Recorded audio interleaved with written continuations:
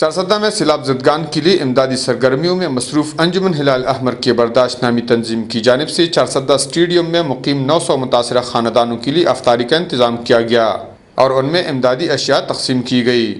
انجمن ہلال احمر کے district officer retired colonel یوسف نے انجمن ہلال احمر کے چیئرپرسن اور سینیٹر نیلوفر بختیار کو چارسدہ میں سیلاب سے ہونے والے تباہ کاریوں اور انجمن ہلال احمر کی امدادی سرگرمیوں سے تفصیلاً آگاہ کیا۔ انجمن ہلال احمر کے چیئرپرسن نیلوفر بختیار نے امدادی اشیاء کی تقسیم کے بعد میڈیا سے بات چیت کے دوران کہا کہ اس وقت ہم خصوصی طور پر انجمن ہلال احمر کی جانب سے اپنے متاثرین بہن بھائیوں کے لیے عید پیکج لائے ہیں اور عید کی آمد پر ان کو عیدی دینا چاہتے ہیں۔ انہوں نے کہا کہ ہمیں احساس ہے کہ ہمارے متاثرین بہن بھائیوں پر عید کیسی گزرے گی، اس لیے ہم ان کو عید پیکج اور عیدی دے کر خوش دیکھنا چاہتے ہیں۔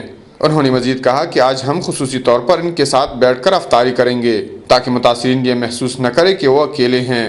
انہوں نے کہا کہ متاثرین کیمپ کے دورے کے دوران ہم نے محسوس کیا کہ متاثرین بہت دکھی ہیں، اس لیے ہم ان کے غم میں شریک ہونا چاہتے ہیں۔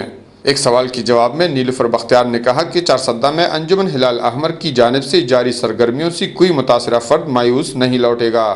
کفایت اللہ، اے نیوز، چارسدہ۔